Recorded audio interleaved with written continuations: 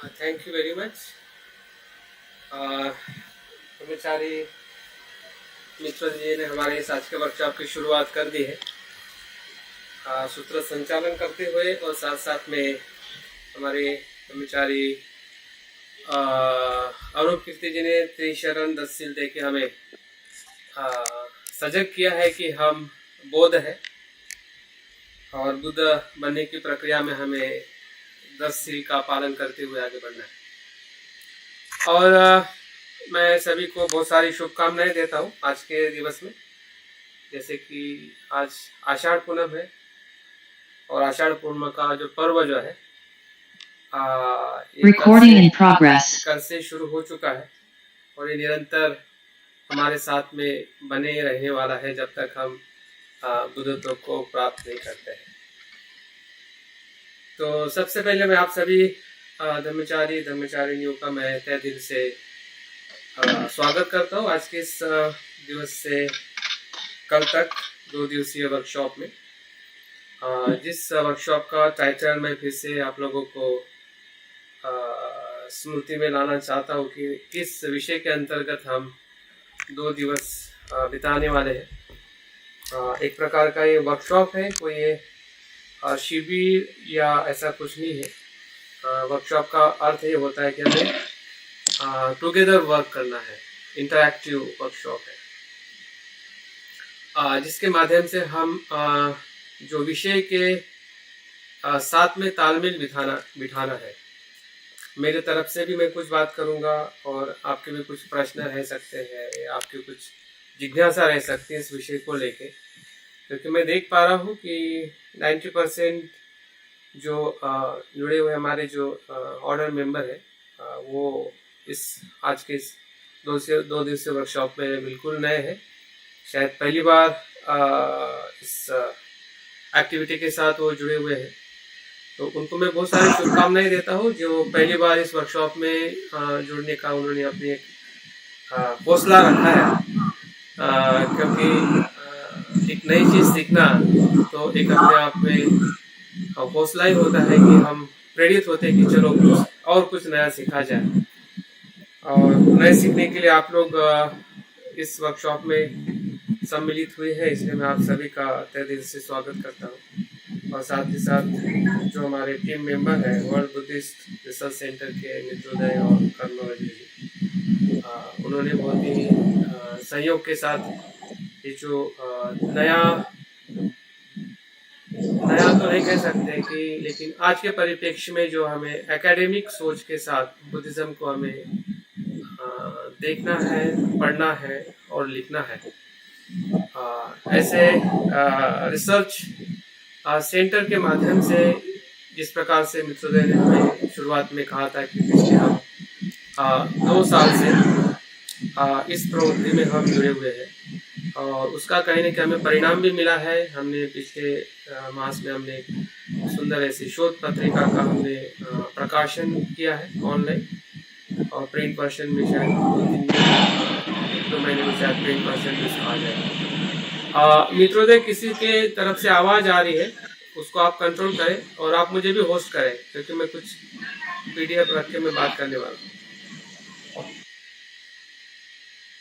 तो फिर से मैं आप सभी का बहुत बहुत स्वागत करता हूँ और बहुत सारी शुभेच्छा आषाढ़ पूनम की देते हुए मैं अपने विषय की तरफ मैं बढ़ने के पहले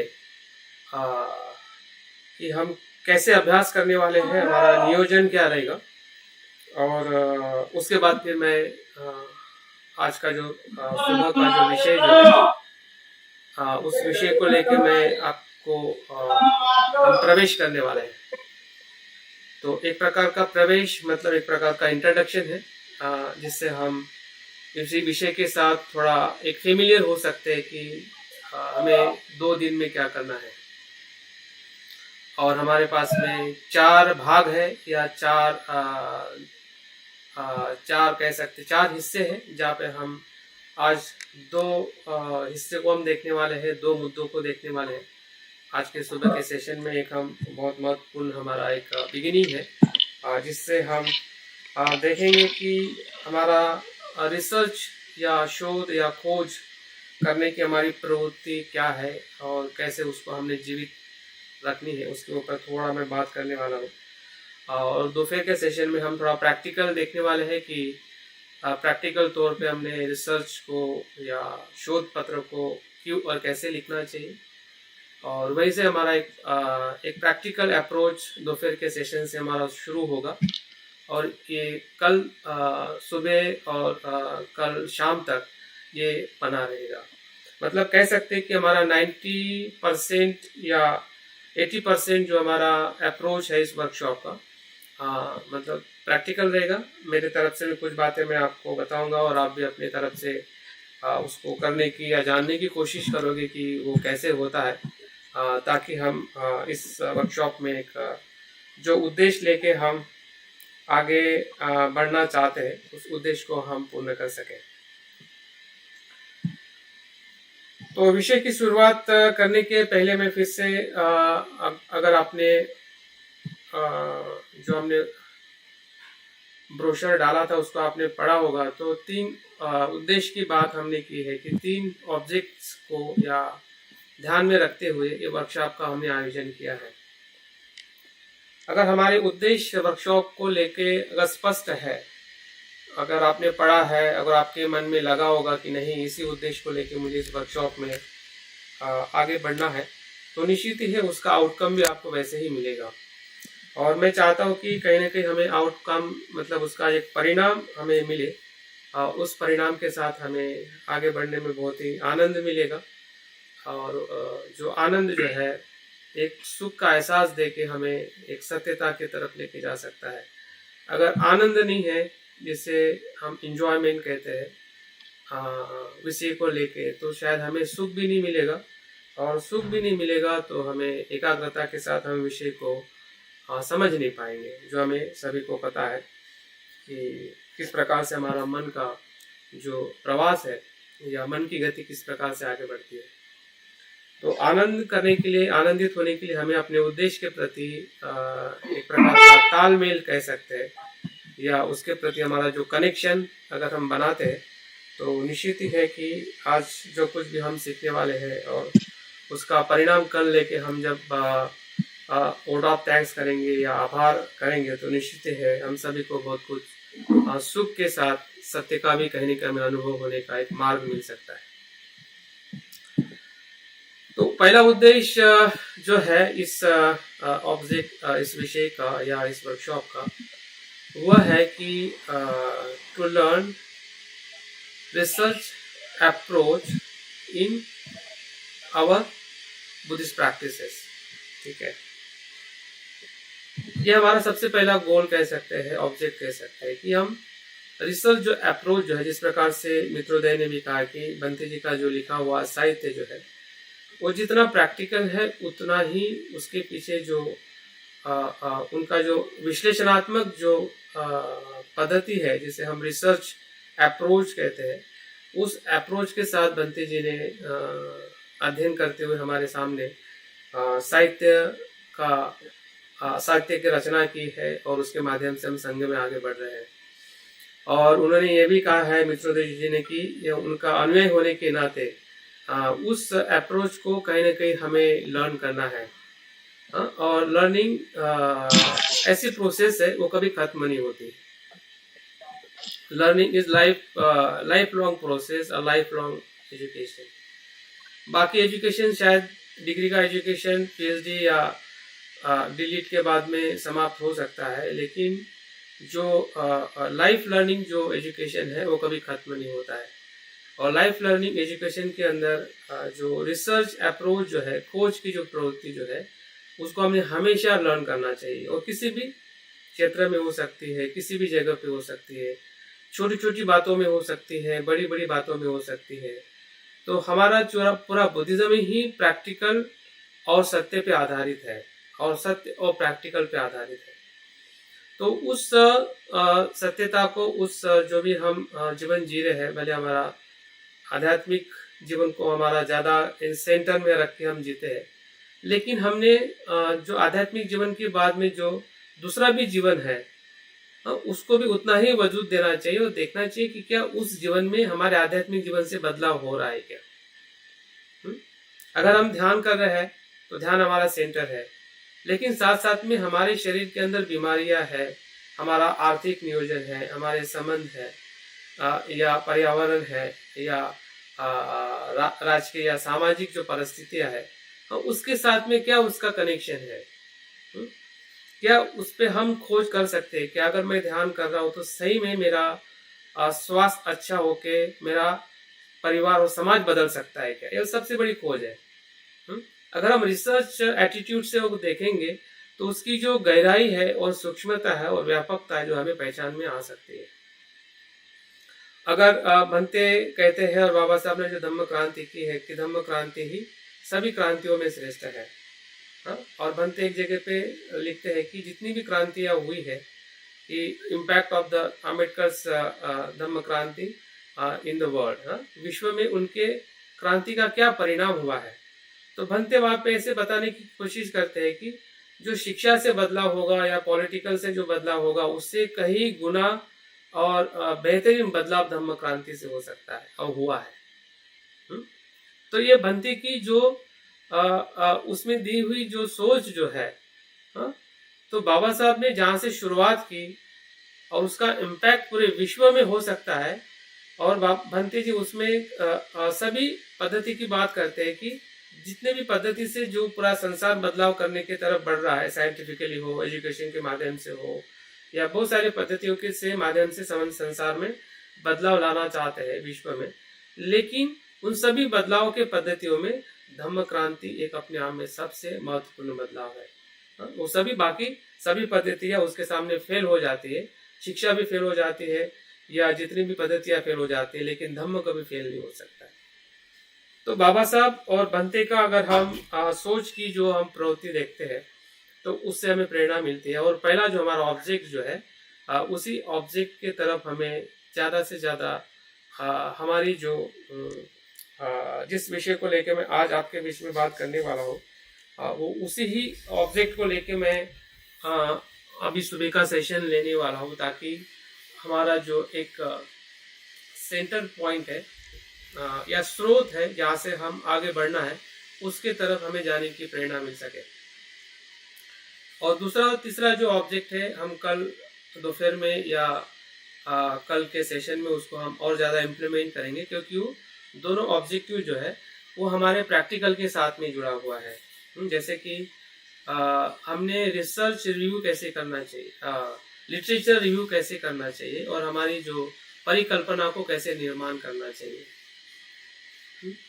या रिसर्च की जो हमारा रिसर्च में जो हमारी समस्या है या क्वेश्चन कैसे हमने निर्माण करना चाहिए ताकि हम अपना रिसर्च आगे लेके जा सके। और तीसरा जो मुद्दा है, कैसे उसको राइट डाउन करना है और क्यों करना है, जैसे कि शोध पत्र हमें क्यों और कैसे लिखना है। तो एक बाकी के जो दो मुद्दे हैं या जो ऑब्जेक्टिव्स है जो इस वर्कशॉप में ये प्रैक्टिकल अप्रोच है, जहाँ पे हम दोपहर के सेशन में थोड़ा कुछ प्रैक्टिकल देखेंगे और साथ साथ में कल के पूरे दिन में हम दोनों सेशन में देखेंगे। लेकिन उसकी शुरुआत अगर एक पहले मुद्दे से, जिस मुद्दे को मैंने थोड़ा बताया है, तो उसी मुद्दे को मैं आपके बीच में थोड़ा कंटिन्यू करते हुए आगे लेके जाना चाहता हूँ कि रिसर्च क्या है और रिसर्च हम क्यों करें। ये इस ऑब्जेक्ट को लेके हमारा एक कह सकते हमारा विषय का प्रवेश है। इस वर्कशॉप के भीतर अगर हमें जाना है, जैसे कि नदी है या समंदर है, अगर उसके भीतर जाना है तो उसके पहले हमें उस किनारे पे खड़े होना पड़ता है और हमें तैरना भी आना होता है। तैरना आएगा और किनारे पे खड़े होंगे तो धीरे धीरे हम उस किनारे से उस समंदर के भीतर जाते हुए उसकी सुंदरता है या उसका अनुभव हम ले सकते हैं। तो सत्य भी ऐसे ही है।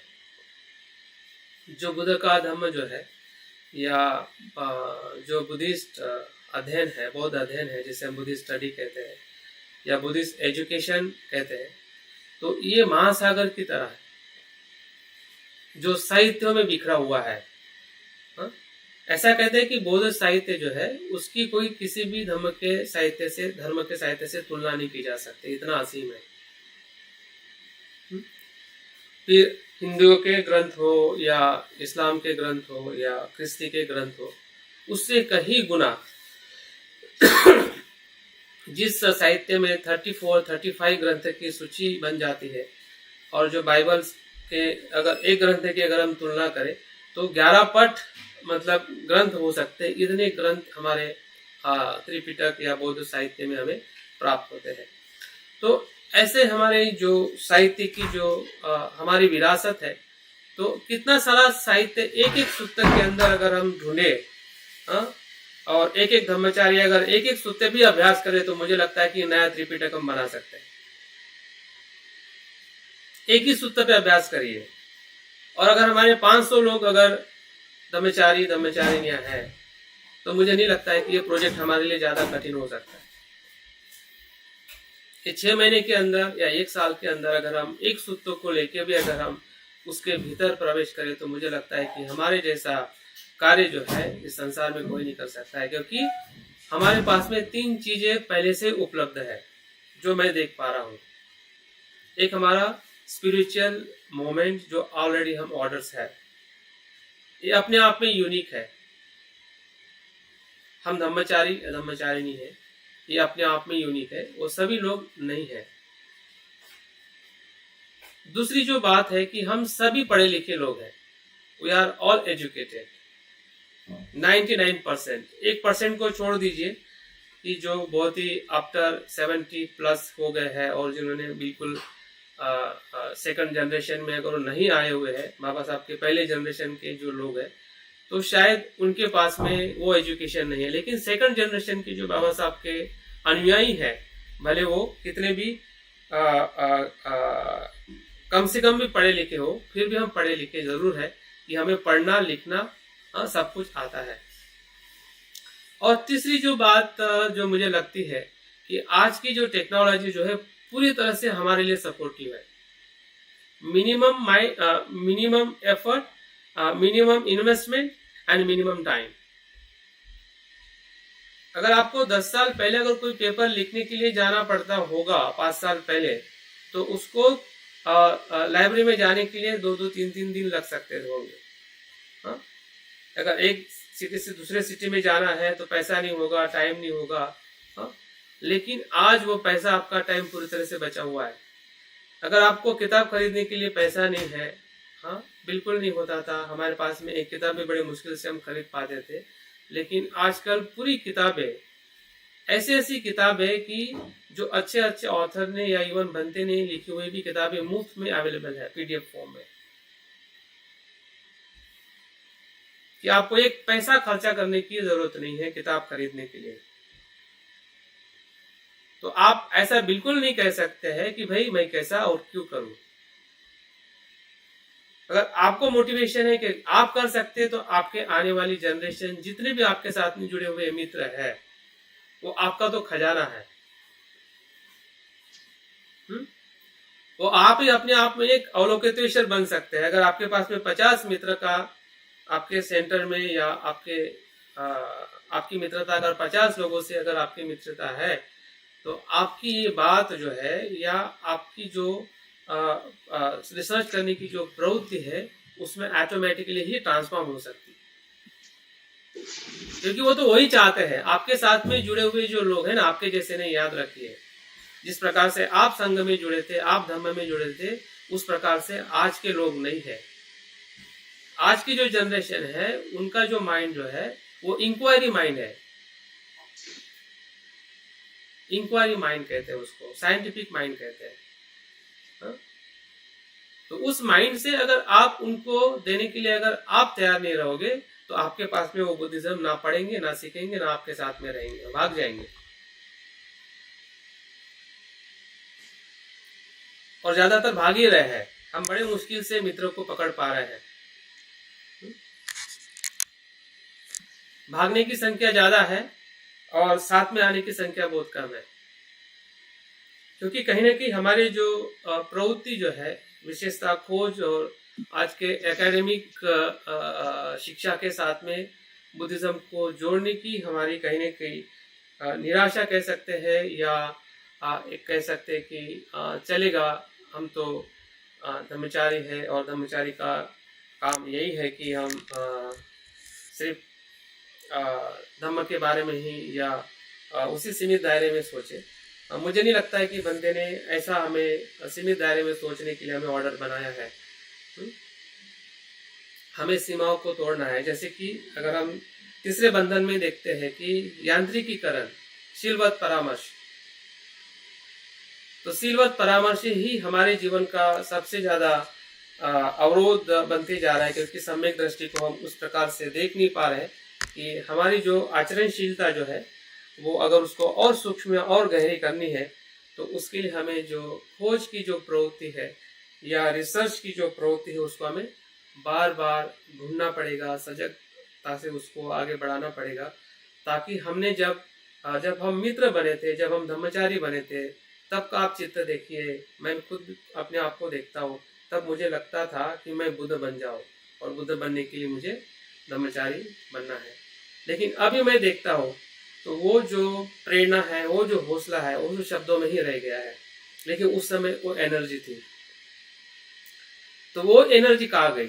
जब हम धर्मचारी होते समय एक हमारी बहुत सारी मोटिवेशन हमें एक प्रेरित करती है, तो वो जो खोज की जो प्रवृत्ति है, मुझे लगता है कि धीरे धीरे उसमें बहुत सारे लेयर्स आ जाते हैं जिम्मेदारियों के, या एक सही तरीके से उस धम्म को हम ले नहीं पा रहे। कभी कभी कर्म ही हमारा बोझा बन जाता है, जिसे हम कुशल कर्म कहते हैं। और कुशल कर्म से जो कर्म नियम से धर्म नियम में जाने की जो प्रक्रिया है वो इसी ही खोज की प्रवृत्ति से आगे बढ़ सकती है। अन्यथा कुशल कर्म ही अकुशल कर्म से भी ज्यादा बोझा बन जाते हैं। और मुझे लगता है कि हमारे साथ में अगर हम आगे नहीं बढ़ पा रहे हैं, अगर हमें ऐसा लग रहा है, तो समझ जाए कि कुशल कर्म ही हमारे लिए सबसे बड़ा बोझा हो रहा है, क्योंकि हम कहीं ना कहीं हमारी जो शोध प्रवृत्ति को जो है हम दबा रहे हैं, उसको हम आगे नहीं लेके आ रहे हैं। और इसलिए हमें रिसर्च की जरूरत है। इसलिए हमें स्वयं की जो खोज की जो प्रवृत्ति है उसको सजग करने की जरूरत है, जो हमें ऑलरेडी कहीं ना कहीं हमारे भीतर थी, अभी भी है। और उस खोज की प्रवृत्ति के तरफ जब हम आज के रिसर्च की जो व्याख्या है, और हम जिस धम्म को खोज रहे थे अपने समय में और अभी भी खोज रहे हैं, उसमें क्या साम्य है? क्या वो एक ही है या अलग अलग है? अगर एक है तो हमें और ज्यादा प्रयास करने की जरूरत है कि एक ही है तो हमें क्यों पीछे रहना चाहिए। कभी कभी हम इसलिए पीछे रहते तो हमें लगता है कि नहीं, ये अलग है, ये अलग है, ये कैसे मैं धम्म जीवन में इसको लेके आगे बढ़ सकता हूँ। और उस संभ्रमता से हम क्या करते हैं कि हम उस प्रवृत्ति को पूरी तरह से मतलब साइड में रख देते हैं, मार देते हैं। ऐसा कह सकते हैं कि आपकी जो मन की जो प्रज्ञा है या मन की जो सत्यता है उसको मार के हम या उसको दबाते हुए हम सत्य की खोज कर रहे हैं। और वो सत्य की खोज किसके मार्ग से हम जा रहे हैं? किसी ने हमें इंस्ट्रक्शन दिया, उस मार्ग से हम ढूंढना चाहते हैं। हम स्वयं दीप होना नहीं चाहते हैं। बनते ने, बुद्ध ने, जो भी हमारे बुद्धिस्ट परंपरा है, स्वयं दीप होने के लिए कहा है, किसी का अनुयायी होने के लिए नहीं। और इसलिए हमारी कल्याण मित्रता में भी हमें सजग किया जाता है कि हमें गुरु परंपरा को आगे नहीं बढ़ाना है। हाजी जी वाला जो गुरु, जो हमारी जो परंपरा की जो बात है, वो कल्याण मित्रता का आधार नहीं है। सच्चा कल्याण मित्र वो है, या हम भी किसी के तब हो सकते हैं, स्वयं के भी, कि जब हम स्वयं को विकसित करने के लिए हम आगे लेके आते हैं। उसी को हम व्यक्ति भी कहते हैं। व्यक्ति के अभ्यास में भी हमने इसी बात का बार बार अभ्यास किया है। हमें सभी पता है, जो बात मैं बता रहा हूँ आपके लिए या मेरे लिए ये नई बात नहीं है। मैंने को शिविरों में, वर्कशॉप में भी हमने इसका अध्ययन किया, जिसे हम कल्याण मित्रता कहते हैं। और मुझे लगता है कि आज से या कल से ही कल्याण मित्रता का शिविर भी हमारे ऑर्डर मेंबर के लिए हो रहा है। लेकिन उस कल्याण मित्रता में जो स्वयं की जो प्रेरणा जो है या खोज की जो प्रवृत्ति है, वो ही उसका मूलाधार है। देते समय भी और लेते समय भी। जब हम स्वयं में भी लेते हैं तो हमें भी उस स्वयं की प्रेरणा को या खोज की प्रवृत्ति को हमें आगे बढ़ना है, ताकि हम सत्यता को अनुभव कर सके, भले शब्द वो बुद्ध से आए हो, बनते से आए हो, वो शब्द हमारा आधार नहीं बन सकते हैं। बुद्ध के शब्द, बनते के शब्द हमारा आधार नहीं बन सकते। हमारा आधार हमारा ही अनुभव बन सकता है, जिसे हम श्रोतापन्न का या व्यक्ति होने का जो पथ हमें जो दिखाया है, सिखाया है, वो स्वयं का अनुभव ही हो सकता है। और स्वयं का अनुभव चिंतन और खोज की प्रवृत्ति से ही आ सकता है। और इसके बारे में हम काफी परिचित है। अभी मैं थोड़ा एक एकेडमिक तौर पे रिसर्च किसे कहते हैं, ताकि हमारा जो एक हमारा आध्यात्मिक जो हमारी सोच है जीवन को देखने की, और एकेडमिक या कह सकते हैं कि एक आधुनिक जो रिसर्च की जो खोज है या रिसर्च के प्रति उनकी जो समझ है, वो कहाँ पे एक रूप होती है, जिससे हम उस बात को अपने भीतर लेके हम आगे बढ़ सकते हैं। तो ऐसा कहते हैं कि रिसर्च की जो जननी है, the mother of the research is the problem, problem is the mother of the research. जो रिसर्च, ये शब्द जो है, सर्च और रिसर्च, सर्च करना मतलब ढूंढना, और रिसर्च करना मतलब पुनः पुनः ढूंढना, बार बार ढूंढते रहना, और निरंतर चलने वाली प्रक्रिया है। साइंस कभी स्टक नहीं होता है, स्थिर नहीं होता है, उसे कोई साइंस नहीं कह सकते। अगर साइंस में कोई भी चीज खोजी जाती है तो वहां पे साइंस रुकता नहीं है, और ऐसी खोज कभी साइंस की कहलाई भी नहीं जाती है। हा? उस खोज के बाद उसमें भी फिर से खोज होती रहती है, उसी को साइंस कहते हैं। There is no end and beginning, is always there gap the knowledge. हमेशा वहां पे नॉलेज की गैप होती है, हमेशा। और अगर हम प्रिंसिपली देखें, उसी को इम्परमानेंस कहते हैं, उसी को अनसेटिस्फैक्टरीनेस कहते हैं। अगर फिलोसॉफिकली अप्रोच से देखा जाए कि वो क्या है, जिसको रिसर्च कहा जाता है, और जहाँ पे रिसर्च की प्रवृत्ति को हमें क्यों बढ़ाना चाहिए। और आज का पूरा विज्ञान एकेडमिक लेवल पे अलग अलग विषयों पे जो रिसर्च करके अपने विषयों के प्रति जो एक ऑथेंटिसिटी या कह सकते हैं कि एस्टैब्लिशमेंट को करते कि नहीं ये ऐसा ही है क्योंकि ये ऐसा नहीं है। हमें पूरी तरह से पता है, प्रतीति समुत्पाद से लेकर या त्रिलक्षण से लेकर सब कुछ हमें पता है, लेकिन उसकी जो प्रामाणिकता जो है, प्रामाणिकता को हम कैसे एक्सप्रेस करें। शब्दों में तो हम एक्सप्रेस कर लेते कि अनित्य अनात्म सब कुछ प्रतीति समुत्पाद है, लेकिन उसको कैसे वेरीफाइड करें कि अनित्य है, तो अनित्य जो हम देख रहे हैं तो सही में हमारे में क्या बदलाव हो रहा है, उसको आप कैसे अकाउंटेबिलिटी में ला सकते हैं। तो अकाउंटेबिलिटी में लाना 5 लोगों के साथ, 10 लोगों के साथ, और उस बेस पे कहना कि नहीं, जब कोई अनित्यता को देखता है तो इस प्रकार से इंसान भय से, चिंता से मुक्त हो सकता है। कहने के लिए तो हम कह देते हैं कि अनित्यता से हमें सुख मिलता है, दुखों से मुक्ति मिलती है, लेकिन उसकी अकाउंटेबिलिटी क्या है, उसका सर्वे क्या है, उसका प्रामाणिक करने के लिए आपके पास में क्या खोज है, और उस खोज को हमें स्थापित करना एक अपने आप में स्वयं के लिए, और जो भी हमारे साथ लोग आने वाले समय में जुड़ेंगे उनके लिए बहुत ही एक चैलेंज है हमारे लिए, और एक सबसे बड़ी अपॉर्चुनिटी है। एक सबसे बड़ा चैलेंज है। अगर इसको चैलेंज को अगर हम नहीं लेते हैं तो अपॉर्चुनिटी भी चली जाएगी। हमें ये नहीं सोचना है कि हम एमए किए हैं या पीएचडी किए हैं या नहीं किए। आपको ये सोचना है कि आप ब्रह्मचारी हो, यू आर द कैपेबल। फिर बाकी बातें सब माइनस प्लस, किसी का हो सकता है, किसी का नहीं भी हो सकता है पूरा एजुकेशन, लेकिन आपके पास में इतनी सारी सिस्टम है कि आप किसी की और की भी हेल्प लेके आपका रिसर्च पेपर लिख सकते हैं। लेकिन बात आपकी रहेगी, खोज आपकी रहेगी। तो आप अपने आप को बिल्कुल ऐसा मत समझे हैंडीकैप की मैं कैसे कर सकता हूँ।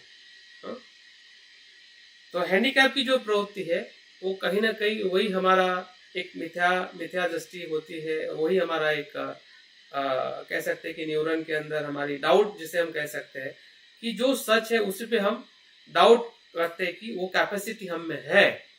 अगर बुद्ध बनने की कैपेसिटी है तो ये रिसर्च नहीं करने की कैपेसिटी हम में कैसे नहीं हो सकती है, क्योंकि ये वही से उत्पन्न हुई है। अगर बुद्ध के पूरे जीवन में देखते हैं तो बुद्ध ने रिसर्च ही किया है। He was the first research scholar on this planet. आज की परिभाषा में अगर देखते हैं कि इस विश्व के अंदर जिस व्यक्ति ने रिसर्च मेथड को खोज की है और अप्लाई किया है, was the first person. Buddha was the first person, Siddharth was the first person, और उसके एविडेंस भी हमें मिलते हैं, क्योंकि उनका जन्म का एविडेंस मिलता है, उनका बुद्धत्व प्राप्त करने का एविडेंस मिलता है, उनके पूरे लाइफ का एविडेंस मिलता है कि हम ऐसे ही बात नहीं कर रहे कि सिद्धार्थ हुए थे या नहीं हुए थे। तो अरिपर्यसन सूत्र में वही बात बुद्ध अपने अनुयायी से कहते हैं कि मैंने किस प्रकार से सत्य की खोज की, किस प्रकार से असम्यक खोज है और किस प्रकार से सम्यक खोज है।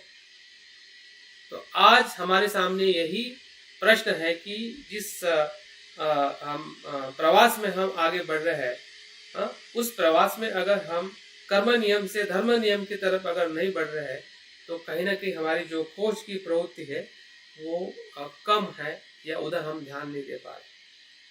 बाकी सब कुछ हमारे पास में है, हमारे पास में पूरा संघ है, हमारे पास में हमारा आचरण है, हमारे पास में हमारे लोग हैं, अगर फिर भी अगर उस प्रवृत्ति को अगर हम आगे नहीं बढ़ा पा रहे, क्योंकि आज पूरा विश्व उसी के ही माध्यम से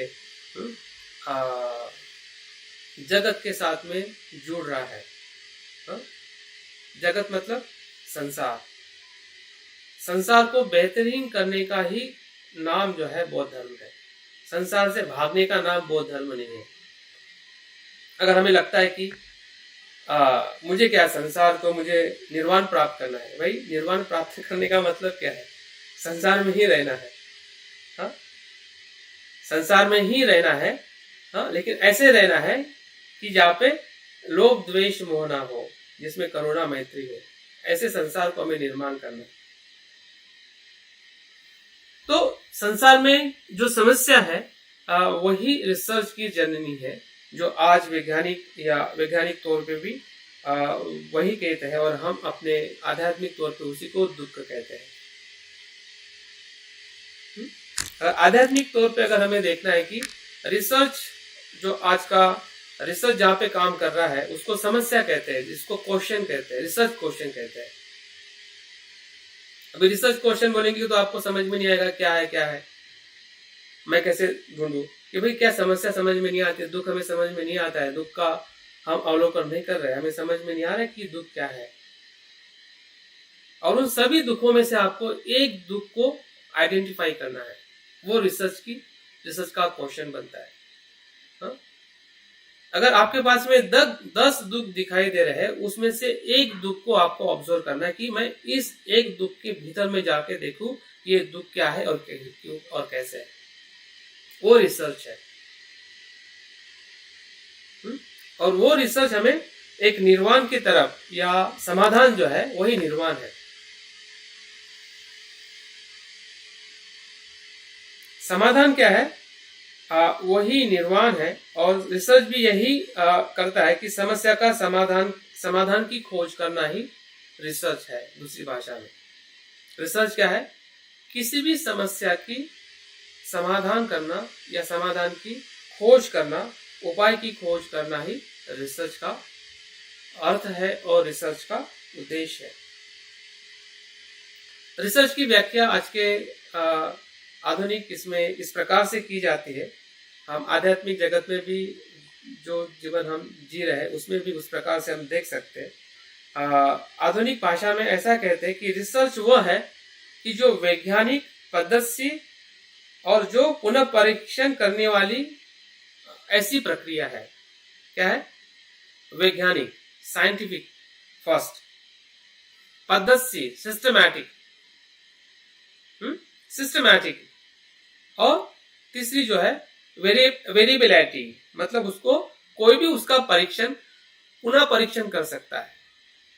तो ऐसा नहीं कि बुद्ध ने कह दिया कि 4 आर्य सत्य है उसी को मान लो, बुद्ध ने ऐसा नहीं कहा है। अगर वैसा ही है, अगर आप परीक्षण नहीं कर सकते हैं और परीक्षण करने के बाद में अगर वो सत्य नहीं दिखाई देता है तो वो बुद्ध का सत्य नहीं हो सकता है। तो वहां पे हमें चांस है, हमें पूरी तरह से संधि है कि हम उसको पद्धतशीर मतलब सिस्टमैटिकली, अगर हम आर्यष्टांगिक की मार्ग की बात करते हैं, है ना, वो सिस्टमैटिकली है। कि पहले आपको सम्यक दृष्टि होनी है, फिर संकल्प होना है, या फिर आपका शिलाचरण होना है, मन को शांत करना, ध्यान की जरूरत है, तब जाके हम प्रज्ञा को प्राप्त कर सकते हैं सिस्टमैटिकली। और साइंटिफिकली मतलब एज इट इज, जिसे हम विपश्यना कहते हैं। See the things what they are in truly, उसके वास्तविकता के साथ में उसको देखना है। वो अच्छी है या बुरी है, या सही है या गलत है, इस दृष्टिकोण से साइंटिफिक व्यू नहीं होता है और ना ही बुद्धिस्ट व्यू होता है। और इसलिए बुद्धिस्ट व्यू या Buddhism is the scientific view. अगर एक भाषा में अगर हम बुद्धिज्म को अगर आज के संदर्भ में देखते हैं तो Buddhism is the scientific view, total Buddhism is the scientific view. संपूर्ण बौद्ध धर्म जो है जो वैज्ञानिक दृष्टि है, जीवन जीने की वैज्ञानिक दृष्टि है, या संसार को पहचानने की या संसार को देखने की वो वैज्ञानिक दृष्टि है, साइंटिफिक बुद्धिज्म। आज पूरे विश्व में उसका प्रसार प्रचार हो रहा है, अलग अलग माध्यम से, अलग अलग तरीके से। वो सोशली उसका अप्रोच ले रहे हैं, कोई एजुकेशन अप्रोच ले रहे हैं, कोई साइकोलॉजिकल अप्रोच ले रहे हैं, कोई पीस का अप्रोच ले रहे हैं। हर एक अप्रोच के साथ बुद्धिज्म जो है लोगों को हेल्प कर रहा है। पॉलिसी बनाने में बुद्धिज्म का अप्रोच ले रहे हैं, क्योंकि इसलिए ले रहे हैं क्योंकि उसका जब अवलोकन किया जाता है, उसको देखा जाता है, तो उसके भीतर पूरी तरह से मानव की या जीवन की जो व्याख्या, परिभाषा और जो उसको देखने का एक तरीका जो बताया है वो एज इट इज बताया है। उसमें कोई लेयर नहीं है, उसमें कोई प्रिजुडाइज नहीं है, उसमें कोई अवधारणा नहीं है, उसको वैज्ञानिक दृष्टि कहते हैं। तो हमारे लाइफ में भी ऐसे ही है, और उसको और इसको हमें मैच करना या उसके साथ में कनेक्ट करना हमारे लिए बिल्कुल चैलेंज नहीं है, अगर हम सही तरीके से उसको अध्ययन करते हैं। हमारे लिए अपॉर्चुनिटी है। चैलेंज उनके लिए हो सकता है कि जो इस वे से जीवन को नहीं जी रहे हैं, जो अज्ञान में ही जीना चाहते हैं और अज्ञान में ही मरना चाहते हैं। ऐसे लोगों के लिए शायद ये अपॉर्चुनिटी नहीं है। उनके लिए सबसे बड़ा चैलेंज है कि उसी को पहले समझना पड़ेगा कि ये क्या है। लेकिन हमारे लिए चैलेंज नहीं, हमारे लिए अपॉर्चुनिटी है, क्योंकि हम उस पाथ में हम आ चुके हैं एज ए ऑर्डर मेंबर। तो हमने ये देखना चाहिए कि इस प्रवृत्ति को हमने अपने रिसर्च अप्रोच को, या जो एक हमारी जो परंपरा है, कौन सी परंपरा है? सुनने की, बोलने की और लिखने की। क्या परंपरा हमारी? धम्मों को सुनना, जैसे कि मैं बता रहा हूं, आप सुन रहे हैं, बहुत बहुत धन्यवाद। मैं बोल रहा हूं क्योंकि मैं अभ्यास करके कुछ बातें आपके साथ में रख रहा हूं। और लिखना, अगर विदाउट लिखना अगर हम आगे बढ़ेंगे तो हमारा संपूर्ण जो हमारी जो परंपरा है या हमारी जो विरासत है उसको हम मिस करते जाएंगे, छोड़ते जाएंगे, टूटते जाएगी, बिखरते जाएगी। आप सोचिए कि अगर बुद्ध की वाणी को बुद्ध ने नहीं बताया होता, सुनने वाले ने सुना नहीं होता, और सुनने के बाद उसकी जो सुरक्षा करके लिखा नहीं होता, तो क्या आज हम बुद्ध की शिक्षा को कम से कम आज पूरी तरह से वेरीफाई कर सकते उस साहित्य के माध्यम से कि सही में बुद्ध ने ऐसा कहा था, क्यों कहा था, कहाँ कहा था, उसका हम परीक्षण कर सकते हैं। और उस जगह पे जाके उसको हम महसूस कर सकते हैं कि बुद्ध ने श्रावस्ती में 35 या 25 वर्षावास बिताए थे, वो यही जगह। क्या बुद्ध ने बुद्धत्व बुद्ध गया में इसी वृक्ष के नीचे या इसी जगह पे प्राप्त किया था, उसका प्रमाण करने वाला आपके पास में क्या ऑथेंटिक चीज है? सिर्फ शब्द नहीं है, आपके पास में साहित्य है, लिखे हुए सूत्र है, और उसके बाद में भी हमारी जो परंपरा है, फिर महायान की हो, वज्रयान की हो, आचार्य की हो, और वहां से लेके बाबा साहब के साहित्य में देखिए, बाबा साहब ने अगर एक एक ग्रंथ नहीं लिखे होते, अस्पृश्य कौन और कैसे, या अनटचेबिलिटी, या शूद्र पूर्वी कौन, या कॉन्स्टिट्यूशन, ऐसे जो भी 22 ग्रंथों में 22 खंड में बाबा साहब का साहित्य अगर उन्होंने लिखा नहीं होता, तो क्या बाबा साहब ने अस्पृश्यता की उत्पत्ति को क्या कारण बताया, क्या उनकी परिकल्पना थी? अगर आप उस साहित्य को आज पढ़ोगे तो आपका दिमाग चकरा जाएगा कि बाबा साहब ने उस रिसर्च में क्या वो कहना चाहते हैं, कि हम अस्पृश्य क्यों बने। इसके बारे में जो हमारे पास में जानकारी है या जो हम जानते हैं, हम ऊपरी तौर पे जानते हैं कि हमें ब्राह्मणों ने हमें अस्पृश्य बनाया है, या हम पहले बौद्ध थे इसलिए हम अस्पृश्य उन्होंने हमें बनाया है। लेकिन बाबा साहब उस ग्रंथ के अंदर एक परिकल्पना रखते हैं कि हम अस्पृश्य, क्रांतिवीर जी के उधर से आवाज आ रही है, हम अस्पृश्य इसलिए बने, वो परिकल्पना रखते हैं जिसे हम हाइपोथेसिस कहते हैं। वो उस ग्रंथ में परिकल्पना ऐसी रखते हैं कि जो बौद्ध लोग थे वो ब्राह्मणों का द्वेष करते थे, और उस देश का प्रतिकार लेने के लिए उन्होंने भी द्वेष करना जैसे जैसे शुरू किया, जैसे जैसे परिस्थिति उनके पास में आई, उसी द्वेष के कारण जितने भी बौद्ध थे उनको उन्होंने अस्पृश्य बनाया। ये बाबा साहब की वहां पर परिकल्पना है, हिपोथेसिस है। तो ये चीज बाबा साहब ने अगर कही होती और लिखी नहीं होती उस साहित्य में, तो हमें आज उसका अवलोकन करने की संधि नहीं मिलती कि सही में बाबा साहब उसमें से क्या कहना चाहते हैं कि द्वेष नहीं करना है। ये द्वेषी जड़ है, द्वेषी ही मूल कारण है, तिरस्कारी मूल कारण है, जिसके वजह से अस्पृश्यता हम पे ला दी गई थी। और आज हम वही ज्यादा से ज्यादा लोग कर रहे हैं कि उनका हम द्वेष कर रहे हैं, तिरस्कार कर रहे हैं, डायरेक्ट इनडायरेक्टली। और वो आज भी हमारे सामने एक आग की तरह या एक तिरस्कृत लोगों की तरह वो हमारे लिए और हम उनके लिए है। और बाबा साहब जिस समाज को बनाने की परिकल्पना करते हैं, द्वेष रहित, है ना, कास्टलेस मतलब जहाँ पे इक्वालिटी है, जहाँ पे फ्रेंडशिप है, उस समाज की बाबा साहब बात करते हैं, लिख कर नहीं बल्कि वो कृति में भी लाकर, वाणी में भी लाकर, और उनके साहित्य के माध्यम से भी वो उस बात को प्रकाशित करते हैं।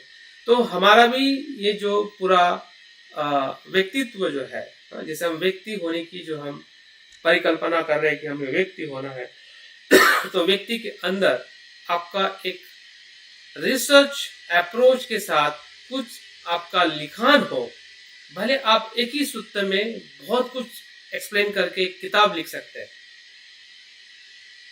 आपके मृत्यु के बाद या मृत्यु के साथ साथ आप में से आपकी जो परिवर्तन की जो प्रक्रिया जो है, वो भी आपका अनुभव आपको आगे लेके जा सकती है।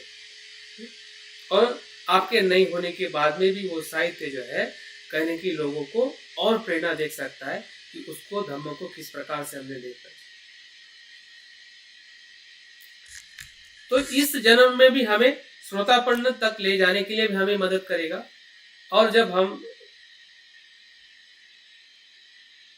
उस अवस्था को कदाच हम प्राप्त ना कर सके, फिर भी उसमें से भी लोगों को जरूर प्रेरणा मिलेगी अगर हमारे पीछे कुछ लिखी हुई अध्ययनशीलता है या अध्ययन या चिंतन चिंतनात्मक मन अगर हम छोड़ के गए हैं तो निश्चित ही है हमारे समाज में जो बिखरे हुए लोग हैं, अलग अलग तरीके से विचार करने वाले लोग हैं, हो सकता है कि आपके विचार करने वाले लोगों को वो प्रेरित कर ले और वो धम्म के जीवन में या सत्य के जीवन में वो प्रवेश कर सके।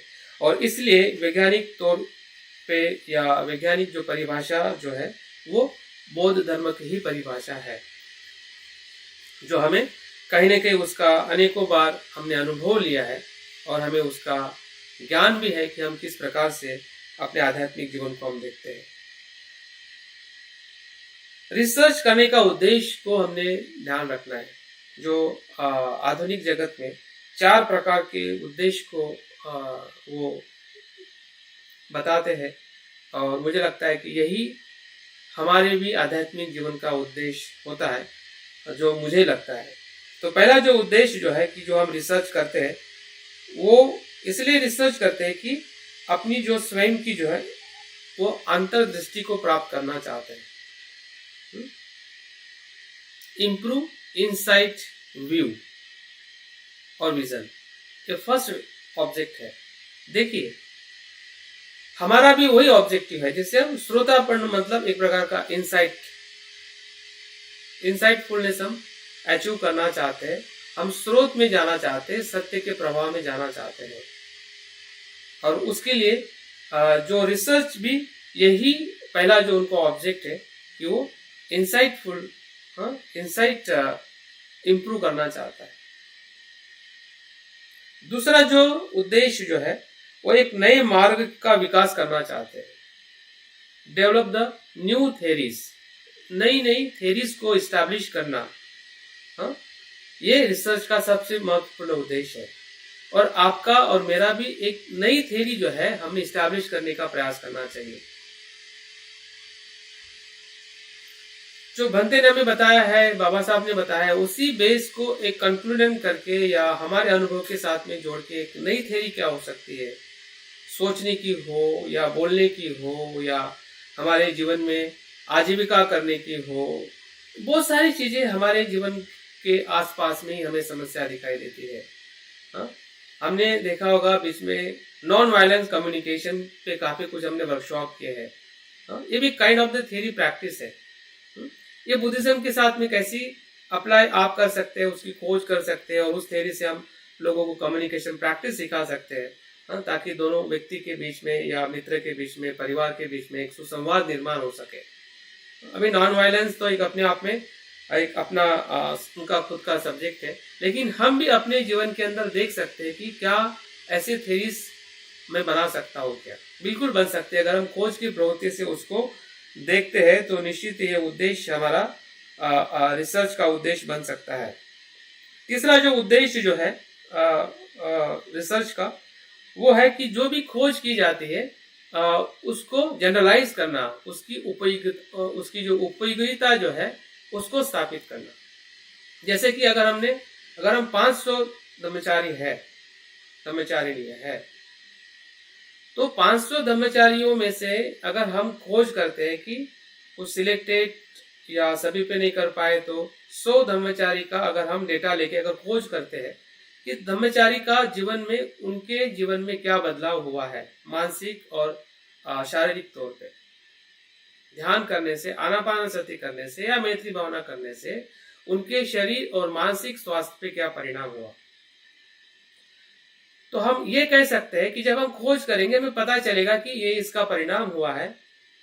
तो हम जनरलाइज कर सकते हैं कि जो ध्यान करता है, आनापानसति मैत्री भावना करता है, ये सभी विश्व के लोगों के लिए इस प्रकार की बीमारी, शरीर से और मन से बीमारी को कम करने की उपयोगिता उसकी प्राप्त हो सकती है।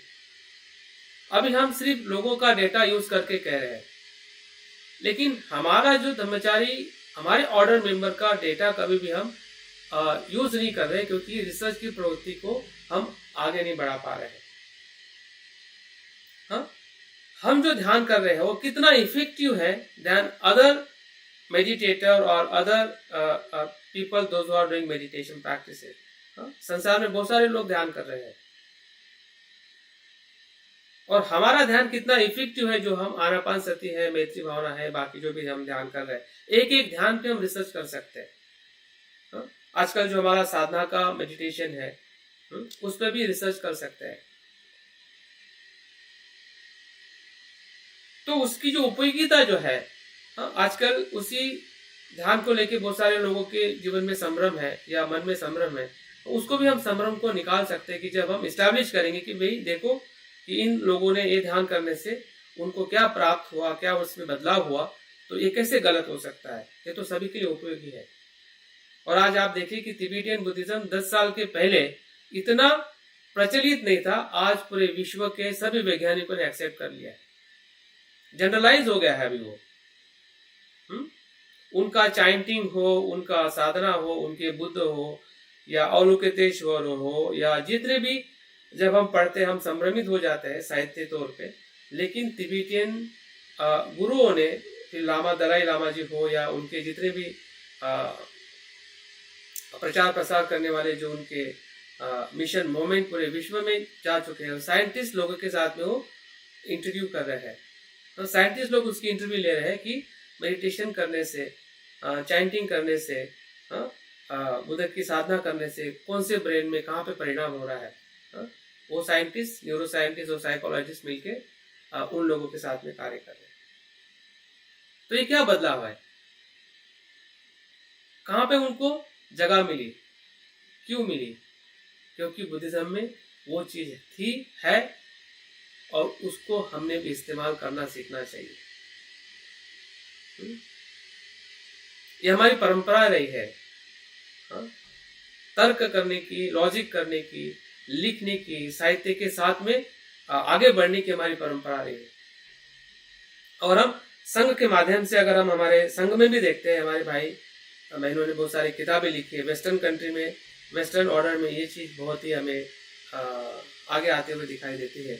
लेकिन अगर हम इंडियन ऑर्डर की अगर हम बात करते हैं, तो इसके तरफ हमारा देखने का जो लगाव है वो कहीं ना कहीं कम है, या पूरी तरह से उसको हम डिनाइन कर चुके हैं, छोड़ चुके हैं। और हम कभी कभी ऐसा भी संदर्भ देते हैं जो मैंने काफी बार सुना है, जो बंते जी कहते हैं कि अष्टांगिक मार्ग में कि कोई पीएचडी करने वाला या योगाचार का सिर्फ अध्ययन करने वाले को सम्यक दृष्टि, अंतर्दृष्टि प्राप्त होती है, ऐसा कोई जरूरी नहीं है। और हमें लगता है कि अध्ययनशीलता और पीएचडी करना मतलब जरूरी नहीं है, हम ऐसे ही अंतर्दृष्टि को प्राप्त कर सकते हैं। हम एक्सट्रीम जा रहे हैं, बनते वहां पे क्या बताना चाहते हैं और हम पढ़ के हम क्या समझते और लोगों को क्या बताते, इसमें बहुत कुछ संभ्रम है।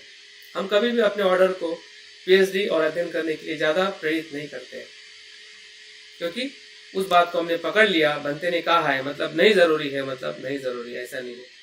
बनते तो कुछ भी उनका एकेडमिक एजुकेशन नहीं हो कि वो पीएचडी के बराबर थे, उससे भी कई श्रेष्ठ उनकी जो अध्ययनशीलता है, चिंतनशीलता है, या उनका जो लिखान है, वो किसी भी रिसर्च स्कॉलर से भी कई बड़ा है, कई गुना उनका अध्ययनशीलता में दिखाई देती है। तो हमने उनको क्या कहना चाहिए, जबकि वो उनका एकेडमिक एजुकेशन कुछ भी नहीं है।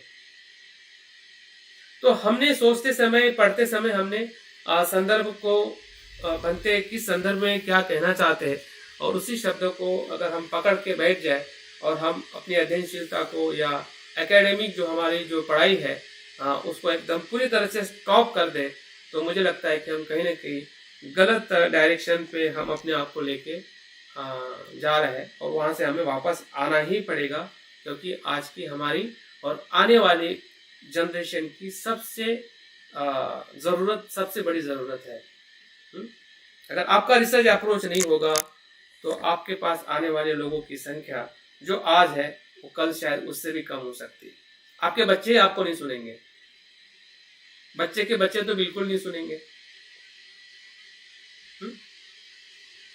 लेकिन अगर आपका रिसर्च अप्रोच है, अगर किसी भी विषय में अगर आपने रिसर्च करके अगर कुछ उनसे आप बात करोगे, तो मेरा विश्वास है कि आपकी बात जरूर वो सुनेंगे, और उसके माध्यम से वो बुद्धिज्म के संपर्क में आएंगे और अच्छा व्यक्ति बनने के लिए उनको हम प्रेरणा दे सकते हैं। तीसरा जो उद्देश्य जो है रिसर्च का, वो है कि जो दो विभिन्न विषय है उसका संबंध स्थापित करना। यह सबसे बड़ी आजकल जिसे हम कह सकते हैं कि इंटर रिलेटेड सब्जेक्ट। पहले अगर आप देखते हैं कि 10 या 20 साल पहले अभ्यास का जो अप्रोच था वो स्पेसिफिक था। साइंस साइंस में जाता था, कॉमर्स कॉमर्स में जाता था, आर्ट आर्ट में जाता था। एक दूसरे से बिल्कुल इंटरकनेक्ट होकर पढ़ाई नहीं की जाती थी। अभी आजकल तो इंजीनियरिंग बायोलॉजी में चला जाता है, बायोलॉजी फिलोसॉफी में चला जाता है, हिस्ट्री में चला जाता है, हर जगह पे इंटरेक्ट हो जाता है बिकॉज ऑफ रिसर्च अप्रोच, क्योंकि वहां से एक नई दिशा प्राप्त होती है। हाँ, जब बुद्धिज्म साइकोलॉजी में गया और नहीं, जब तक नहीं गया था तो वो बुद्धिज्म सिर्फ एक ट्रेडिशनल बुद्धिज्म था। जैसे वो साइकोलॉजी में गया तो बुद्धिस्ट साइकोलॉजी बन गया, एक मॉडर्न साइकोलॉजी के साथ में कनेक्ट हो गया। बुद्धिज्म जब सोशियोलॉजी में गया तो एंगेज बुद्धिज्म हो गया। बुद्धिज्म जब इकोनॉमिक्स में कनेक्ट हो गया तो बुद्धिस्ट इकोनॉमी हो गई, और उसके ऊपर कितने सारे रिसर्च हो चुके हैं। सस्टेनेबल डेवलपमेंट की बात जब की जाती है तो बुद्धिज्म को याद किया जाता है, बुद्धिज्म का रिसर्च आगे लाया जाता है कि बुद्धिज्म ने किस प्रकार से सस्टेनेबल डेवलपमेंट और सस्टेनेबल इकोनॉमी की बात की, जिसमें सभी का कल्याण और हित हो सके, जिसे हम सम्यक आजीविका का अंग हम पढ़ते हैं। तो ये रिसर्च करने के माध्यम से बुद्धिज्म की इतनी सारी जो छुपी हुई बातें थी ट्रेडिशनली या एक पारंपरिक बौद्ध सिद्धांत या शिक्षाओं में, वो आज पूरे विश्व के अंदर एक प्रकाश की तरफ फैलती है। तो ये है ये विज्ञान के साइंस की वजह से कि वो दो सब्जेक्ट को इंटर कनेक्ट करके देखने की जो प्रवृत्ति जो है वो रिसर्च की प्रवृत्ति है। तो हम भी अपने जीवन में देख सकते हैं कि व्यक्तिगत सामाजिक जीवन है, व्यक्तिगत आर्थिक जीवन है, मानसिक जीवन है, या शैक्षणिक जीवन है, तो कहाँ पे मतलब उस विषय के साथ हम, और हमारे पास में तो पूरा साहित्य पड़ा हुआ है, हमारे पास में तो पूरा दर्शन पड़ा हुआ है कि जो हमें बाबा साहब पंत संरक्षित जी और बुद्ध से हमें प्राप्त हुआ है। तो हम तो ऐसे व्यक्ति है कि सब कुछ हमारे पास में है, जो पहले के जनरेशन के पास इतना प्राप्त नहीं था जो आप और मेरे पास में प्राप्त है। 10 साल पहले ये, 2 साल पहले भी ये ऑनलाइन लर्निंग हमारे लिए असंभव था कि हम इतने लोगों को एक साथ में मिलके इस प्रकार से हम बात कर सकते हैं, लेकिन अभी संभव हुआ है आपके लिए, मेरे लिए। तो जिसके माध्यम से हम विषय को लेके हम आगे देख सकते हैं कि किस प्रकार से हमने धर्म को अपने घर में रहते हुए भी एक हम अभ्यास के माध्यम से, विषय का संवाद करने के माध्यम से हम एक दूसरे को धर्म का अनुभव करा सकते हैं। तो ये परिस्थिति आज हमारे पास में है, उस परिस्थिति का हमने सही तरीके से उपयोग करना चाहिए, और हमने हमारी जो रिसर्च की जो प्रवृत्ति है उसको हमने बढ़ाने का प्रयास करना चाहिए।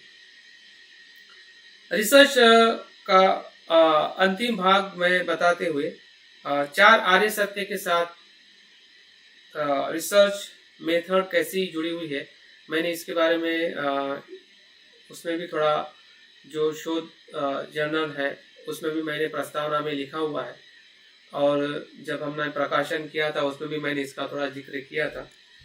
थोड़ा मैं और उसका जिक्र करके मैं आप लोगों को उस जो खोज की जो प्रवृत्ति है या हमारे भीतर एक रिसर्चर छुपा हुआ है, जैसे हम बुद्ध कहते हैं, बुद्ध की जो प्रवृत्ति जो है वो खोज की प्रवृत्ति है। अगर खोज की प्रवृत्ति जिस दिन कम होती है या नहीं के बराबर होती है तो समझ जाइए कि हमारे जो बुद्ध होने की जो प्रक्रिया भी वहीं पे कहीं ना कहीं शांत हो जाती है। और बुद्ध की शांत होने का अर्थ यह है कि हम बुद्ध होने की प्रक्रिया में नहीं आ सकते। हम बुद्ध होने की कोशिश कर सकते हैं लेकिन बुद्ध नहीं हो सकते हैं, क्योंकि वो तो बीज तो छुपा हुआ है। आप ऊपर से ही उसको कह रहे हैं कि मुझे बुद्ध होना है, आपके अनकॉन्शियस माइंड में वो छुपा हुआ है खोज, और उस खोज की प्रवृत्ति को आप दबा के हम सिर्फ कुशल कर्म के माध्यम से या धम्म को जानना सुनने के माध्यम से हम कर रहे हैं। हम रिसर्च की जो प्रवृत्ति है, तीनों बातों को हमें एक साथ में इस्तेमाल करना है, पढ़ना, सुनना और लिखना। जब तीनों प्रवृत्ति अगर एक साथ में लाने की कोशिश करते हैं तभी जाके हमारी जो कॉन्शियस अनकॉन्शियस जो माइंड है वो एक साथ में आके एक नई दिशा देके जाता है। और हमें बनते बाबा साहब के साहित्य में से यही दिखाई देता है। अगर बाबा साहब बनते ने अगर सर्वव्यापक बुद्धिज्म नहीं लिखा होता तो उनको भी बुद्धिज्म के सभी पहलुओं का संपूर्ण जो एक स्पष्टता है वो शायद नहीं हो पाती। और अगर उनको नहीं हो पाते तो संघ बनाने की जो उनकी जो स्पष्टता जो है, जो उनको प्रेरित की कि मुझे संघ बनाने के लिए मेरी कुछ अंदर से एक इंट्यूशन आ रहा है, इसलिए बनते कहते हैं कि मैंने संघ बनाया नहीं, मेरे माध्यम से संघ की निर्मित हुई है। वो इंट्यूशन जो है वो उनके रिसर्च के थॉट से आया हुआ है, रिसर्च कॉन्शियसनेस से आया हुआ है, जो उन्होंने सर्वव्यापक बुद्धिज्म लिख के उसको वो समझ पाए कि मैं क्या चाहता हूँ, या मेरे भीतर जो एक इंस्पायरेशन जो है वो किस दिशा में मुझे लेके जा सकती है। तो हर एक ऑर्डर मेंबर के भीतर ये इंस्पायरेशन से ही हम ऑर्डर मेंबर बने हैं। कोई भी विदाउट इंस्पायरेशन मुझे नहीं लगता है कि हम ऑर्डर मेंबर बने हैं। और ऑर्डर मेंबर बनने के लिए हमारी जो कुछ भी हमारा परिश्रम रहा है, उस परिश्रम को हम ज़्यादा इम्पोर्टेंट देते हैं, लेकिन उस भीतर जो छुपी हुई जो चेतना है या कॉन्शियसनेस है, जिसे हम रिसर्च का कॉन्शियसनेस कहते हैं, उसको बढ़ाने के लिए हमें ज़्यादा प्रयास करने की ज़रूरत है। क्योंकि प्रयत्न किया, हमें फल तो मिल गया है, अगर आगे बढ़ना है तो फिर से प्रेरणा की ज़रूरत है। उस कर्मों को पकड़ के हम आगे नहीं बढ़ सकते हैं जो हमने कर चुके हैं। वो तो पास्ट लाइफ में हमने कर चुके हैं, हम ब्रह्मचारी बन चुके हैं, लेकिन आगे अगर हमें बढ़ना है तो फिर से हमें अपनी जो भीतर की जो रिसर्च की या एक अंतर्दृष्टि को हमें बढ़ाने के लिए रिसर्च की जो हमारी प्रवृत्ति जो है, खोज है, उसको हमें हमेशा आगे लेके जाना पड़ेगा। तो 4 आर्य सत्य और रिसर्च मेथड का क्या रिलेशन है, ये विशेषता काफी कम लोगों ने इसके बारे में बताया है, लेकिन एक हमें संदर्भ मिलता है कि जिसका नाम जो है जॉन ड्यू, इसके बारे में शायद आप लोगों ने सुना होगा। ये बाबा साहब के शैक्षणिक गुरु रहे हैं। जब वो कोलंबिया अमेरिका में जो पढ़ते थे, कोलंबिया यूनिवर्सिटी में, तो वहाँ पे जो जॉन डेवी जो है अमेरिकन एजुकेशनलिस्ट है, एजुकेशनल अमेरिकन फिलोसोफर है, साइकोलॉजिस्ट है। उनका जो लाइफ टाइम 1859 टू 1952 का उनका डेथ ईयर है। उनका फिलोसॉफी में या उनका जो कंट्रीब्यूशन जो उन्होंने एजुकेशन फील्ड में जो किया है, और जो डेमोक्रेसी के फिलोसॉफी को उन्होंने जो डेवलप किया है, वही फिलोसॉफी बाबा साहब ने ज़्यादातर अडॉप्ट की है। बाबा साहब पे सबसे ज़्यादा एजुकेशन, जिसे हम शिक्षा एजुकेशन कहते हैं या डेमोक्रेसी लोकशाही कहते हैं, इसका सबसे ज़्यादा जो आधुनिक जो प्रभाव कहीं पे बाबा साहब पे या जो इन्फ्लुएंस हुआ था, या जहाँ से बाबा साहब सीखे कि लोकशाही से समाज में कैसे परिवर्तन लाना है, शिक्षा के माध्यम से किस प्रकार से व्यक्ति और समाज में बदलाव लाना है, इसकी लर्निंग या स्टडी अगर किसी के पास से वो लिए थे, वो है जॉन ड्यू, जो अपने आप में अमेरिकन कल्चर में अमेरिका में वो ग्रेट फिलोसोफर के तौर पे उनको माना जाता है। और आज भी उनकी जो शिक्षा पद्धति है वो बहुत ही महत्वपूर्ण है, जो बाबा साहब के माध्यम से आज हमारे एजुकेशन में जो हम एजुकेशन ले रहे हैं। और बाबा साहब ने भी जो कहा था, शिक्षित बनो, संघर्ष करो, संगठित रहो।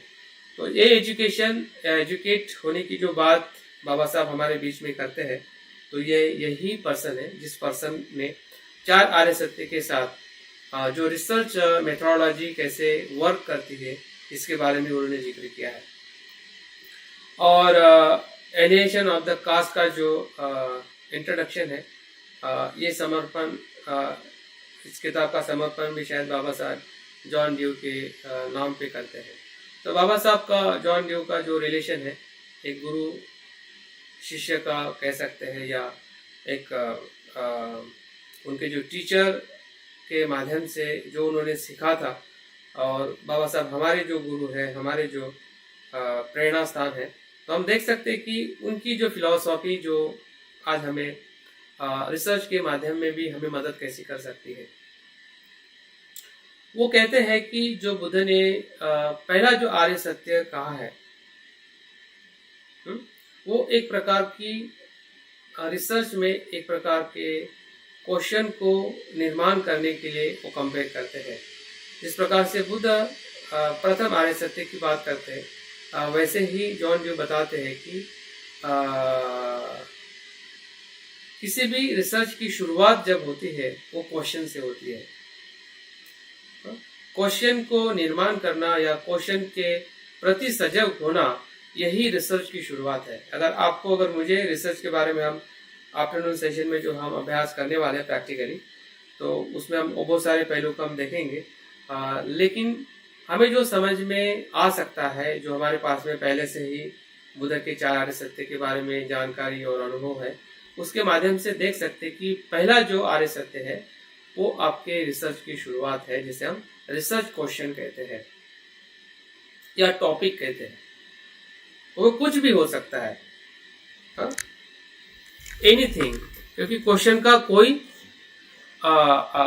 स्वरूप नहीं हो सकता है सर्टन फिक्स।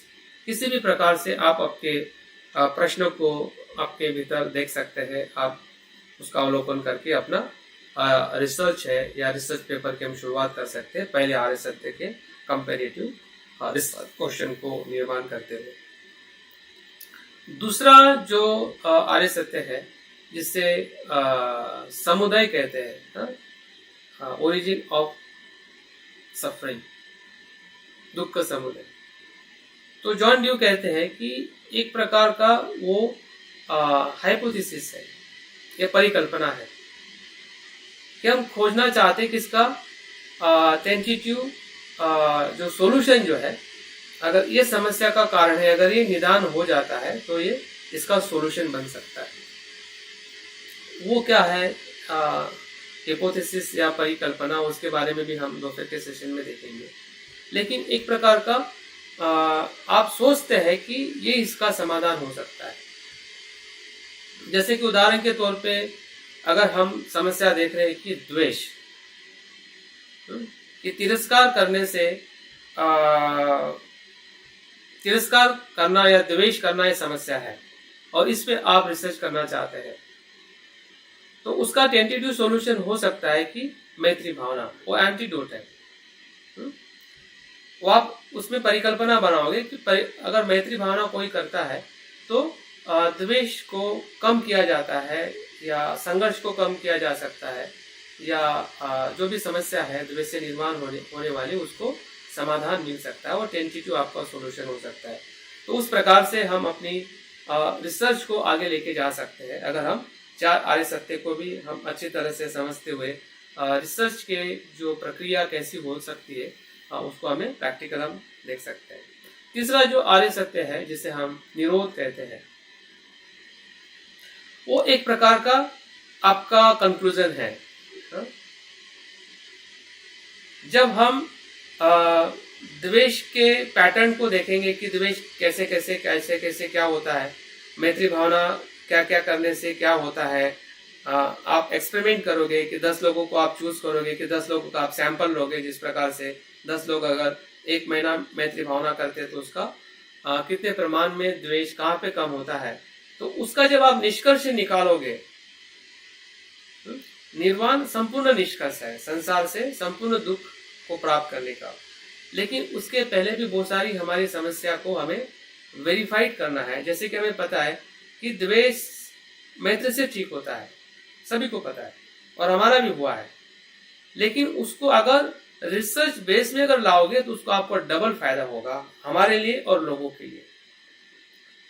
रिसर्च करते करते हमें पता चलेगा कि द्वेष कम तो नहीं हो रहा है, वो भी पता चलेगा।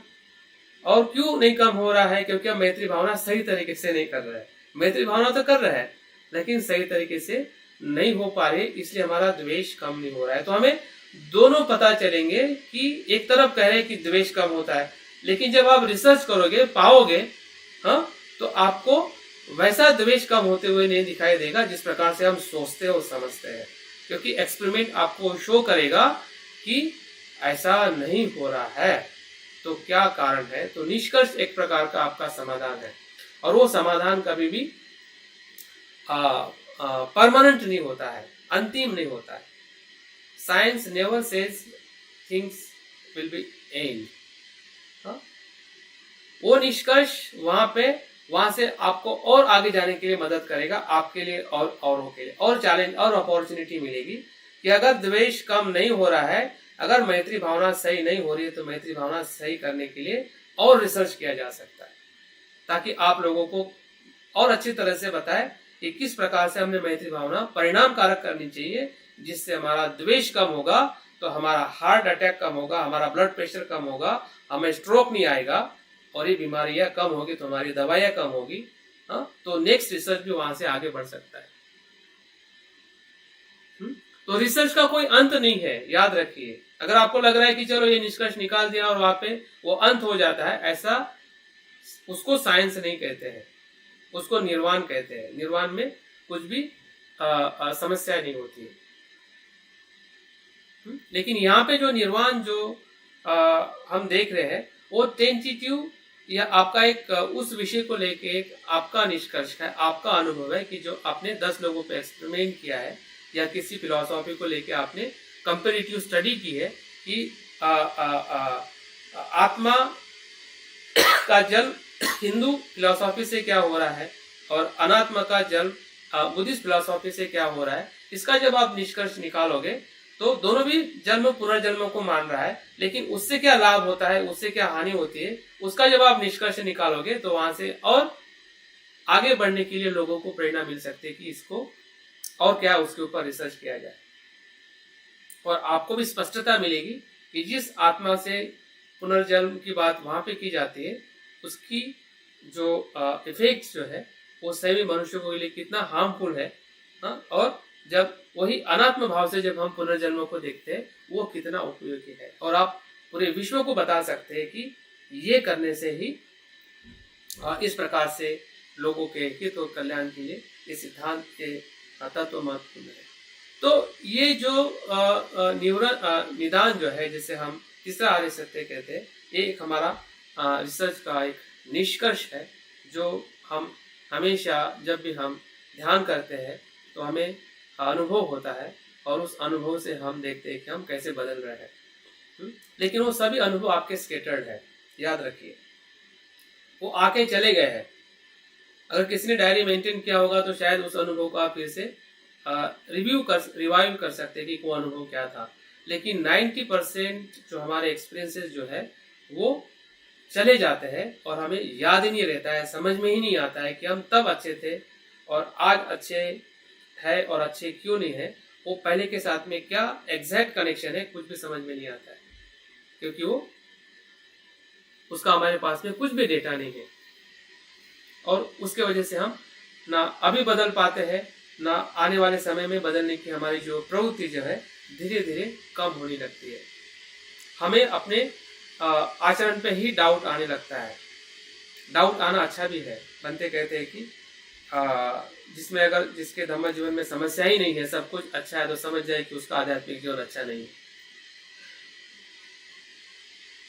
तो हम अच्छा कहते कि मेरा आध्यात्मिक जीवन अच्छा चल रहा है और ऐसा लग रहा है, और कहने के लिए हम कह सकते हैं, लेकिन भीतर से आपको इसका एहसास होना चाहिए कि अच्छा नहीं है। उसके लिए हमने प्रामाणिकता से और उसी की खोज के माध्यम से उसको हम इस्टेब्लिश भी कर सकते हैं। अपने ऑर्डर को और विश्वास में लेके हम कह सकते हैं कि हमारा जो ऑर्डर का जो क्वालिटी है, क्वांटिटी जिस प्रकार से हम बढ़ रहा है वो बढ़ना भी चाहिए, लेकिन उसके साथ में जो क्वालिटी ऑफ प्रैक्टिसेस, उस जो हम प्रैक्टिसेस कर रहे हैं उसकी जो क्वालिटी जो है कैसी ज़्यादा से ज़्यादा इम्प्रूव हो। और कैसे इम्प्रूव होगी कि कुछ हमारे पास में ऐसे 10 लोगों का 20 लोगों का अगर हम रिव्यू लेते हैं या सर्वे करते हैं, रिसर्च करते हैं, तो हमें बहुत सारी चीज़ें अपने आप को औरों को हम ऑर्डर को इंस्पायर कर सकते हैं कि सही में ऐसा करने से ही ऐसा होता है और वही प्रत्युत्तर उत्पाद है। अगर वैसा नहीं हो रहा है तो कुछ न कुछ हमारे आचरण में गड़बड़ है और उस आचरण के गड़बड़ को भी ढूंढना वो भी रिसर्च का काम है। तो दोनों बातें हमारे लिए बहुत ही महत्वपूर्ण है कि जिससे हम आध्यात्मिक जीवन में निर्वाण के पथ की तरफ जाने के लिए हमें ये मदद कर सकता है। हमारे जीवन के निष्कर्ष या हमारे जो विषय लेके हम बात सोचेंगे या अभ्यास करेंगे तो वो निष्कर्ष हमें बहुत कुछ प्रेरित कर सकते हैं हमारे आध्यात्मिक जीवन को और गहराई में ले जाने के लिए। और चौथा जो आर्य सत्य जो है वो है मध्यम मार्ग, अष्टांगिक मार्ग। और जॉन ड्यू कहते हैं कि यह अष्टांगिक मार्ग है, एक प्रकार का डेटा कलेक्शन और एनालिसिस है। जब हम विषय को तय करते हैं कि इस प्रॉब्लम के साथ मुझे अध्ययन करना है तो आपका सोचने का दायरा स्पेसिफिक हो जाता है। रिसर्च का मतलब ये नहीं है कि आप सब कुछ सोचो सब कुछ करो। यही हमारा थॉटफुल या जनरल माइंड है। कॉमन माइंड हम क्या कहते हैं कि ये बहुत कुछ करना है, ये बहुत कुछ होना है, हाँ, उससे हम कुछ भी नहीं कर पाते। रिसर्च क्या कहता है कि बहुत कुछ में से एक बात देखो और उसी के भीतर जाओ। और उसी के भीतर में जाने के लिए हमें उस प्रक्रिया को जब हम देखते हैं कि रिसर्च मेथड के अंदर या जब हम रिसर्च पेपर लिखते हैं या रिसर्च करते हैं तो उसमें उसके रिलेटेड ही हमें डेटा को कलेक्ट करना है। अगर मैत्री भावना की बात करें तो मैत्री के बारे में जो कुछ द्वेष के बारे में जहाँ जहाँ पे भी बातें बुद्ध के साहित्य में हो या कहीं पे भी मिल रही है या आजकल जो रिसर्च किया जा रहा है कि द्वेष करने से कैसे ब्लड प्रेशर बढ़ता है और अटैक होता है, तो ऐसे रिसर्च को पढ़ते हुए उसका डेटा कलेक्ट करते हुए हम सिस्टमेटिकली उसकी जो प्लानिंग करते हैं, उसका अध्ययन करते हैं और उस अध्ययन के बेस पे हम आखिरी में उसका लिखान में उसको प्रस्तुत करते हैं। प्रस्तुतिकरण एक प्रकार की आपकी प्रज्ञा है। अगर हम शील समाधि प्रज्ञा से शुरुआत करते हैं तो शील एक प्रकार का आपका जो डेटा है उसको कलेक्ट करना है किताबों के माध्यम से या जिसने भी उसमें पहले से कुछ रिसर्च किया है उसका डेटा को कलेक्ट करना है और वो बहुत इजीली अवेलेबल हमें हो सकता है। अभी चिंता मत करो, बैठे बैठे आप कर सकते हैं। गूगल में जाइए, गूगल स्कॉलर में आप आपका सब्जेक्ट लिखिए, सब वहाँ पे आ जाएगा जितना भी रिसर्च हुआ है। और बाकी जो सूत्र या जो साहित्य हमारे पास है उसमें भी बहुत सारी चीजें हमें पढ़ने से हमें पता चल सकती है। तो सील एक प्रकार का हमारा जो है डेटा को, प्राइमरी डेटा या सेकेंडरी डेटा को कलेक्ट करना है। समाधि एक प्रकार का आपका चिंतन है कि उसको एनालिसिस करना है, उसका पृथक्करण करना है कि कौन क्या कह रहा है, क्यों कह रहा है, और आपका जो किया हुआ कुछ एक्सपीरियंस है। अगर आपने डेटा अगर कुछ कलेक्ट किया है कि 10 लोगों ने जब ध्यान किया तब क्या हुआ, इतना इतना सही रहा, इतना इतना सही नहीं रहा, महिला ऑर्डर ने पुरुष ऑर्डर का उसमें आप देख सकते हैं कि महिला में इतना इम्पैक्ट हुआ, पुरुषों में इतना इम्पैक्ट हुआ। तो इस डेटा को जब आप करोगे, एक प्रकार का ध्यान है। ध्यान सिर्फ श्वास पे रखना ही ध्यान नहीं है। बाबा साहब का ध्यान शब्दों पे लिखते हुए ध्यान बाबा साहब का था, जो 18 घंटे वो लिख सकते थे, 22 घंटे वो पढ़ सकते थे। वो बाबा साहब का मेडिटेशन है। तो उस मेडिटेशन का हमें इस्तेमाल करना है। उसके लिए हमें आनापानसति भी करने की जरूरत है, और जो भी हमारी ध्यान साधना वो भी करने की जरूरत है। लेकिन जब हम रिसर्च पेपर के ध्यान की तरफ बढ़ते हैं तो वो है आपका पढ़ना और उसको रिव्यू करना कि कौन क्या कह रहा है और आपका जो डेटा है उसके साथ उसको कंपेयर करना है और अंतिम में उसको राइट डाउन करना। वो प्रज्ञा है। वो प्रज्ञा कैसी है? जिसके अंदर श्रुत भी है, जो आपने सुना है, चिंतन भी है, कि जो आपने चिंतन किया है, और एक प्रकार का अनुभव भी है। जिस प्रकार से मित्रोदय और हम सभी टीम मेंबर यही देख पा रहे हैं कि जो रिसर्च बाह्य जगत में हो रहा है, बौद्ध एकेडमिक में या बुद्धिस्ट स्टडी के अंदर, हाँ, उसमें सिर्फ सुनना और कम चिंतन करके लिखना ये प्रवृत्ति है। लेकिन एज अ ऑर्डर मेंबर जब हम लिखेंगे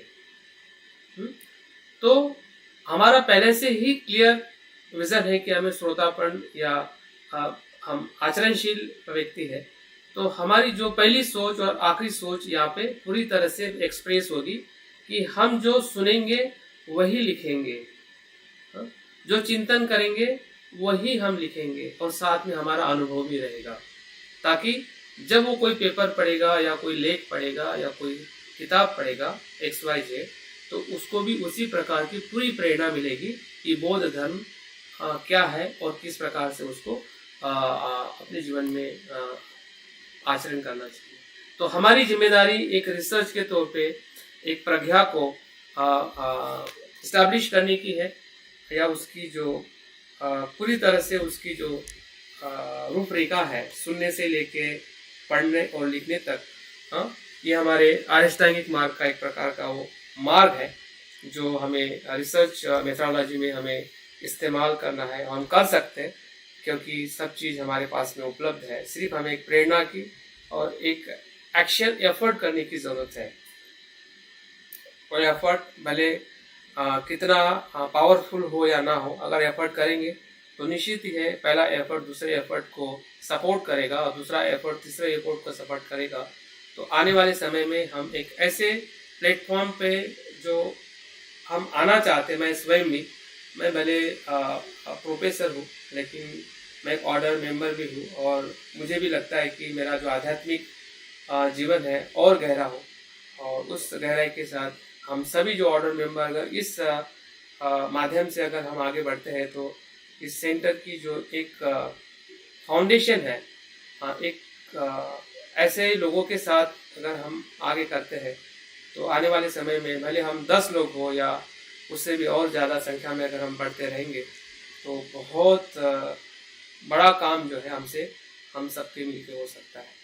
तो यही 4 आर्य सत्य और जो हमारी जो अष्टांगिक मार्ग और जो रिसर्च मेथोडोलॉजी है वो एक दूसरे के साथ पूरी तरह से जुड़ी हुई है, और इसलिए हमें अपने आप को एक अच्छा रिसर्चर ब्रह्मचारी होने के साथ हमें रिसर्चर होने की जो हमारी प्रवृत्ति है उसको हमने बरकरार रखना है, उसको हमें विकसित करनी है। तो मैं अपनी बात को यहाँ पे पूर्ण विराम देते हुए आप सभी का मैं धन्यवाद और आभार करना चाहूँगा कि आपने बहुत ही शांति से इस आज की सुबह के सत्र को आपने सुना है, और जो नेक्स्ट सत्र होगा पूरी तरह से हम उसको थोड़ा और प्रैक्टिकल करने का हम प्रयास करेंगे। और कुछ भी अगर प्रश्न है आपके मन में, कुछ शंका और कुछ आपके तरफ से अभिप्राय है, उसको आप ज़रूर बताइए ताकि इस सेशन को हम और अच्छी तरह से अनुभव कर सकें। बहुत बहुत धन्यवाद। जय भीम, नमो बुद्धाय। Thank you very much. धन्यवाद मंजू कुमार जी, बहुत ही सुंदर आपने